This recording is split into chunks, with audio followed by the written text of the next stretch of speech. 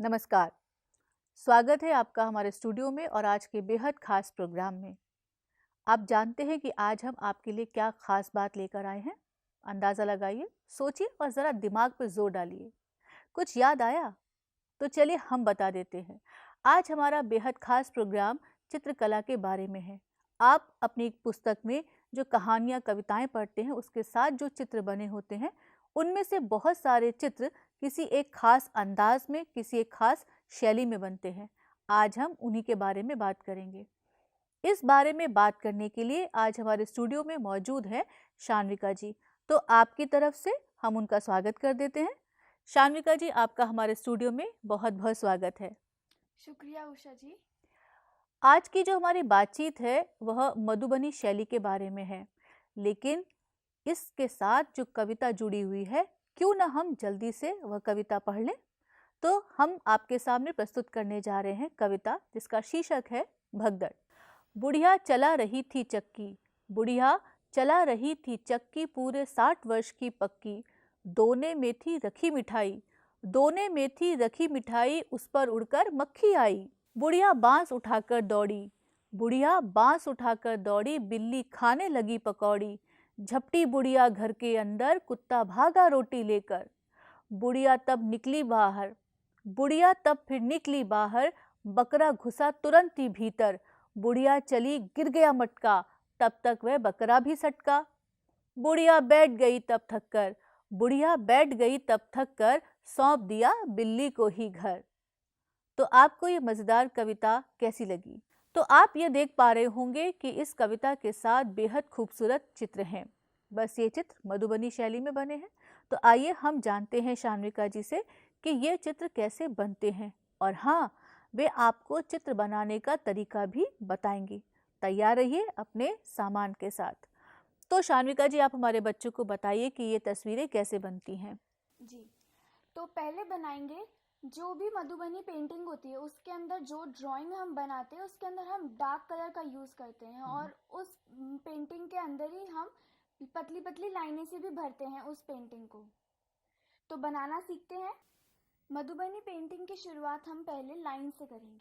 तो पेज के चारों तरफ पहले तो हम एक लाइन बनाएंगे कुछ इस तरह। फिर इसके अंदर जैसे जैसे मैंने आपको बताया था कि इसे पतली पतली धाराएं इसके अंदर लगाएंगे, ऐसे जब इसके अंदर भरेंगे इसी तरह आप इसको पूरा भरेंगे और चारों तरफ आप ऐसे ही करेंगे। जब आप ये सब कर लेंगे तो ये कुछ इस तरह दिखेगा। चारों तरफ हमने कर लिया और इसके अंदर लाइनें भर दी। अब हम इसके अंदर पेंसिल से शुरुआत करेंगे, कोई गलती ना हो जाए। तो पहले तो हम फूल बनाना सीखते हैं। तो पहले तो आप एक गोल बनाएंगे अंदर, फिर उसकी आउटलाइन करेंगे थोड़ी दूरी पर, फिर इसकी पत्तियां बनाएंगे।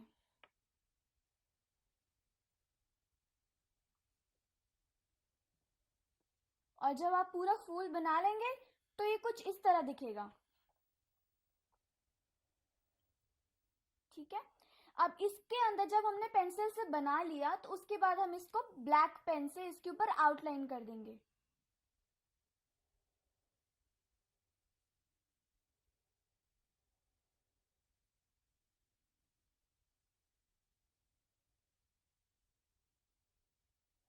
और इसी तरह जब हम इसकी आउटलाइन कर लेंगे तो ये कुछ ऐसे दिखेगा। आप देख पा रहे हैं कि ये पूरा फूल बन चुका है। अब मैंने आपको बताया था जो भी हम ड्राइंग बनाते हैं उसके अंदर हम धाराएं भरते हैं और कलर करते हैं। तो पहली पत्ती के अंदर हम पहले ऐसे धाराएं बनाएंगे।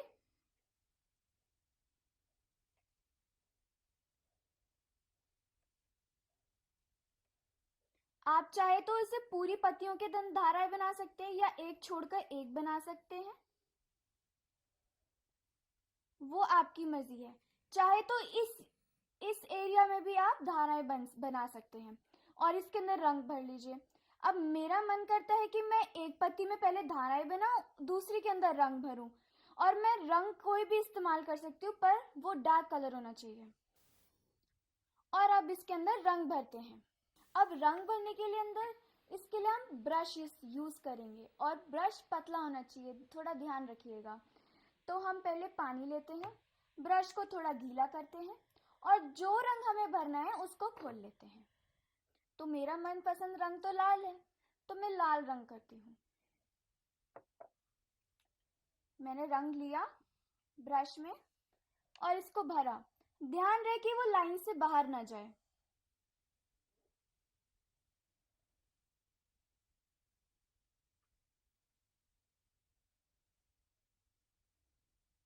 जब आप इसमें रंग कर लेंगे और जब सारे पत्तियों में रंग भर लेंगे तो कुछ ये इस तरह दिखेगा। मैंने इसमें एक में लाल किया है, एक में नीला किया है, एक में पीला और एक में हरा। वो आपकी मर्जी, आप कोई भी रंग इस्तेमाल कर सकते हैं, पर ध्यान रखिएगा कि वो डार्क हो, क्योंकि मधुबनी पेंटिंग में डार्क कलर्स यूज होते हैं। शान्विका जी, आपने बहुत अच्छे तरीके से बच्चों को मधुबनी शैली में चित्र बनाना सिखाया है। आपने फूल बनाना सिखाया है। तो क्या इसी शैली में बच्चे अपने आसपास जो चीज़ें देखते हैं, चाहे ये पेड़ हो सकता है, चाहे ये कोई व्यक्ति हो सकता है, जैसे हमने बुढ़िया की तस्वीर देखी, हमने चक्की की तस्वीर देखी, हमने कुत्ते की तस्वीर देखी, क्या बच्चे उस शैली में, मधुबनी शैली में ये तस्वीरें बना सकते हैं? जी, बना सकते हैं। वो आपकी मर्जी है कि आपको कौन सा रंग यूज करना है। हम्म। आप चाहे तो उसे काला सफेद भी रख सकते हैं, चाहे कोई और भी रंग रख सकते हैं, पर ध्यान रखिएगा कि वो डार्क कलर्स हो। तो शान्विका जी, अगर बच्चे मान लीजिए रंगों का इस्तेमाल न करना चाहें और अगर वे सादे सफ़ेद कागज़ पर काले पेन का इस्तेमाल करते हुए मधुबनी पेंटिंग बनाना चाहें, तो वह दिखने में कैसी लगेगी? जी बिल्कुल, ये देखिए, ये कुछ इस तरह दिखेगी।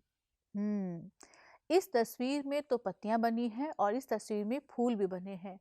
ये ऐसी तस्वीरें हैं जो अक्सर बच्चे बनाया करते हैं और ऐसी तस्वीरें भी बच्चे बना सकते हैं जो उन्हें अपने आसपास नजर आता है।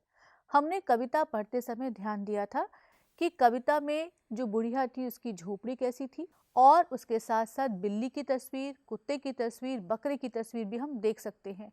ये एक बेहद खास अंदाज में बनी हुई तस्वीरें हैं जिसे हम कहते हैं मधुबनी शैली। तो आपने मधुबनी शैली में तस्वीरें बनाने का तरीका देखा, यकीनन आपको बहुत मज़ा आया होगा। रंगों के साथ, तस्वीरों के साथ, रेखाओं के साथ, ब्रश के साथ आपका बहुत बेहद खास संबंध जो है। तो आप भी ऐसी ही रंग बिरंगी तस्वीरें हमारे पास बनाकर भेजिएगा।